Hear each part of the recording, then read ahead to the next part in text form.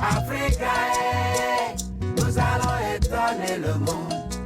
Travaillez, prenez de la paix.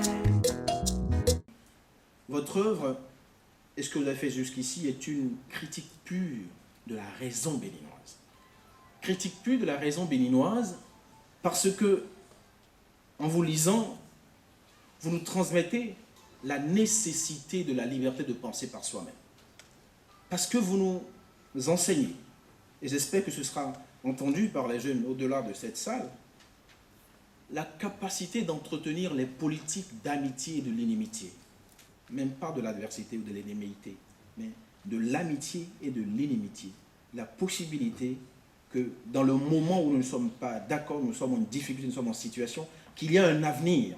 Il y a un avenir d'après le dissensus, d'après les mésententes. Et puis, ayant évoqué ces questions subversives à votre égard, et en voyant votre vie depuis encore quelques années, on aurait pu dire les jours baissent.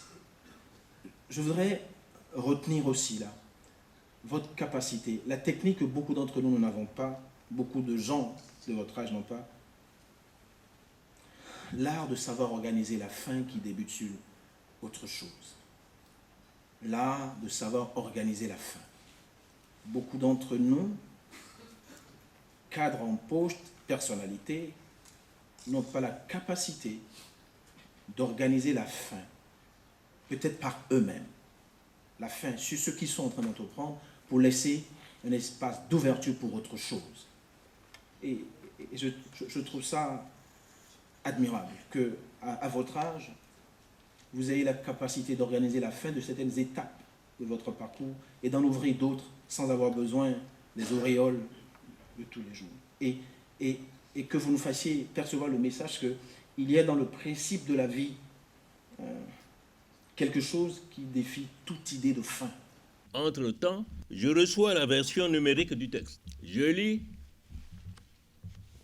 je relis, je m'imprègne du contenu. Quelle jubilation! Je suis saisi par l'originalité du livre. Mais en quoi cet ouvrage, ce livre est original? Laissez-moi procéder. Je découvre comme une fresque en forme de kaléidoscope une vaste composition littéraire, voire picturale, du témoignage de l'engagement politique du professeur Albert Thévois-Aigret dans la cité, et d'autres témoignages vivants, avec au cœur la thématique de l'élection présidentielle de mars 2016. Le livre, ici le Bénin, ne se lit pas. Il se déguste,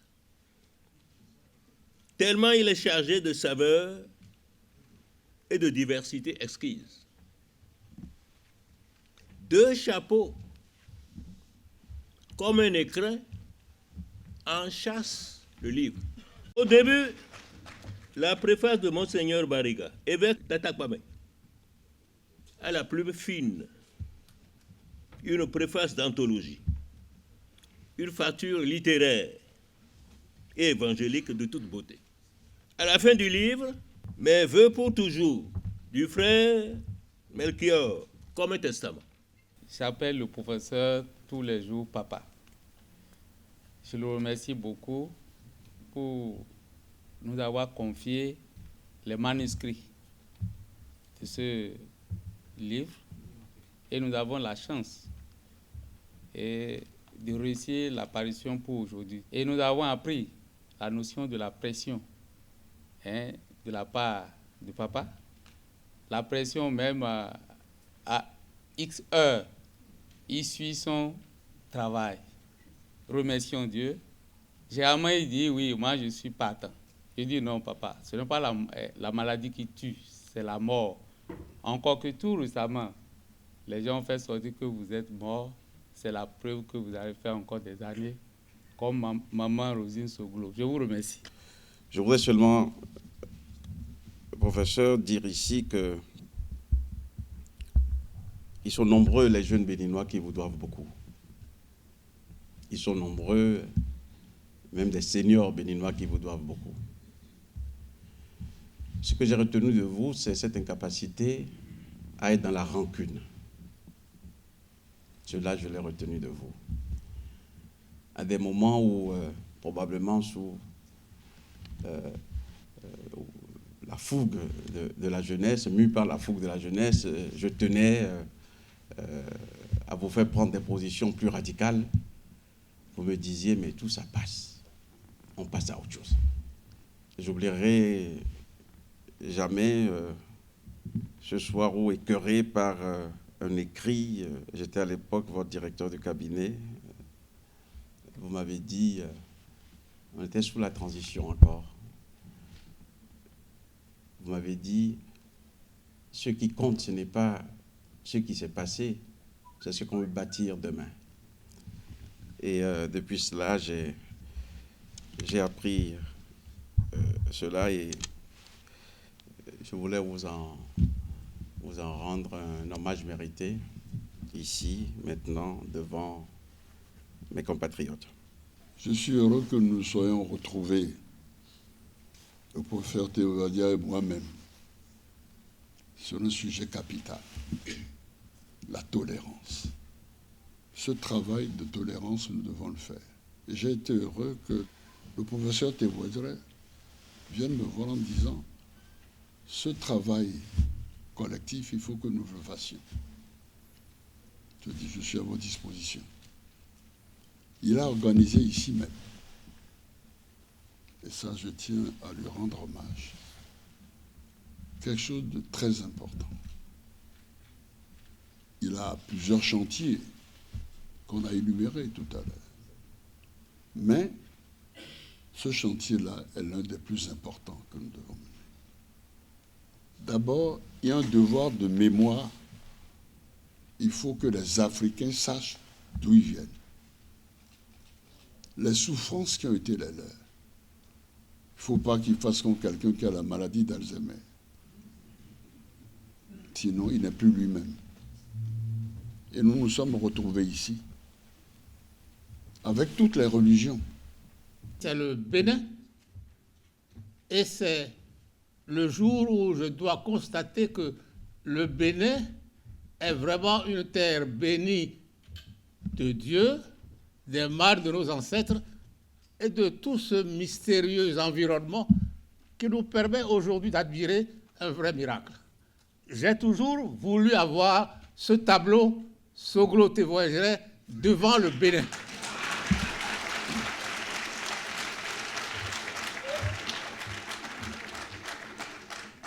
Je n'ai pas eu à forcer. Ce jour est un jour que la Providence a créé, a fait. Ce jour que fit le Seigneur est un jour de joie. Alléluia. Isabelle Théovadia est la première bachelière de ce Dahomey. Elle a passé les concours pour aller à Rufisque. Elle a fait une licence. Elle est une femme, elle est professeure de lettres. Elle peut avoir un nom à elle. Elle a tout abandonné pour que nous fassions un dans le combat qui est le nôtre. Bella, merci.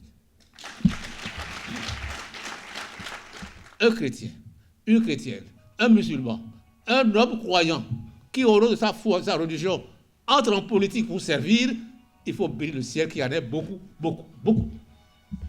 Et c'est ce que je voudrais demander à nos frères et sœurs, d'avoir des convictions intérieures qui les obligent à être au service de tous et que le minimum social commun devienne une conquête des consciences mobilisées. Aujourd'hui, je veux que ce soit le jour où naisse dans ce pays un grand mouvement des consciences mobilisées pour conquérir le bien commun, pour conquérir le minimum social commun et pour que la paix règne dans cette région qui a besoin que par l'éducation, par le dialogue interreligieux, interculturel, nous puissions vivre pour que, enfin, l'Afrique renaisse. Nous n'en voulons pas aux autres. Césaire a dit, je ne suis pas anti-français, je suis martiniquais. Nous ne sommes pas anti-européens, anti-américains, non. Nous sommes des Africains qui avons une terre, une histoire, qui avons un défi à relever. Vous savez, je vais vous faire une confidence que Isabelle ne voudrait pas que je fasse. Ce qui s'est passé vendredi 6 mai n'est pas banal. Je vais être bref. Mais j'ai reçu un message à 6 heures du matin, ce jour-là. Le message était intitulé « Avertissement ». Ça m'a troublé un peu. Mais, pas fait attention. Le soir, j'ai eu la mauvaise surprise de constater que c'était vraiment un avertissement. Alors je vous dis, ce pays, ici, le Bénin, est très spécial. Il y a des forces positives et des forces négatives. Et quand je parle ici, c'est le Bénin, et que je parle de Dieu, créateur du ciel et de la terre, du monde visible et invisible, et que Mitterrand dit « Je crois aux forces de l'esprit ». Oui, ici au Bénin, il faut croire aux forces de l'esprit. Dans mon cas, les forces positives ont vaincu les forces négatives. Je suis devant vous pour témoigner de cela. Et pour vous dire à chacun de vous, croyez à vos convictions fortes. Ayez l'assurance que Dieu se tient à la droite du pauvre. Dans ce livre, découvrez l'intelligence de l'humilité. Vous verrez dans ce livre une litanie impossible à dire, les litanies de l'humilité. Mais lisez bien et lisez le contraire aussi. Et vous verrez qu'avec un peu d'humilité, un peu d'intelligence, nous allons surmonter l'ensemble de nos grandes difficultés. Ce Bénin sera pour l'Afrique un carrefour. C'est un pays que le Seigneur bénit pour être utile, pour servir, pour être une patrie de renaissance africaine. Je salue le président Talon pour lui remettre un exemplaire de ce livre et pour lui dire que le nouveau départ, c'est un départ qu'il est chargé de lancer. Il a dit une chose que je voudrais que nous l'aidions à réussir. Cette volonté de montrer que le pouvoir n'est pas éternel, que nous sommes ici tous à titre précaire, comme on disait autrefois des auxiliaires, et nommés à titre essentiellement précaire et révocable. Que nous ne sommes rien, mais comme dans le temps que nous avons, à titre précaire et révocable, faisons surgir le bien commun. Oui, surgir, agir et disparaître, car nous disparaîtrons, mais pour une raison. Disparaître pour que la semence porte du fruit. Alors, merci aux jeunes du RABIC qui avaient aujourd'hui saisi l'occasion, aux jeunes de Camplia et tout ça. Pourquoi? On a mis en terre la capacité pour nous de créer enfin la République des consciences mobilisées pour la conquête du minimum social commun et la paix par le vivre ensemble. Merci, merci, merci. Venez de la